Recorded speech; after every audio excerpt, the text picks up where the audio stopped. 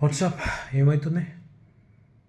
మీ అందరికి అసలు ఏమైనా అర్థమవుతుందా? నాకు కూడా ఏమి అర్థమవుతలేదు. జనరల్గా మిమ్మల్ని కూడా అడుగుతున్నా, ఏమైనా అర్థమవుతుందా లైఫ్లో ఏం చేస్తున్నాం మనం అందరం? ఎందుకంటే నాకు క్లారిటీ లేదు నిజంగా. లైఫ్ ఒక లూప్ లాగా అయిపోయింది ఇట్లా. ఆ కోవిలిగా సినిమా చూసారా మీరు? దాంట్లో జాదువానికి ధూప్ ధూప్ అని ఎట్లా ధూప్ అవసరం ఉంటుందో, మనకు అవసరం లేకున్నా లైఫ్లో ఈ లూప్ ఉంది. ఆ లూప్ ఏంటంటే పొద్దున్న లేస్తున్నాం, ఫ్రెష్ అవుతున్నాం, స్నానం చేస్తున్నాం, బ్రేక్ఫాస్ట్ చేస్తున్నాం, ట్రాఫిక్లో చిరాకు పడుతున్నాం, వాంతో వీంతో కిదర్ జారారే కాన్ జారారే అనుకుంటున్నాం, ఇంటికి వెళ్ళిపోతున్నాం. సారీ, ఆఫీస్కి పోతున్నాం. ఇంటికి ఎక్కడిది, ఆఫీస్కి వెళ్ళిపోతున్నాం. ఆఫీస్లో పని చేస్తున్నాం, తింటున్నాం ఫుడ్, మేనేజర్ తిట్లు తింటున్నాం, మళ్ళీ చిరాకు పడుతున్నాం, మళ్ళీ ఇంటికి వస్తున్నాం.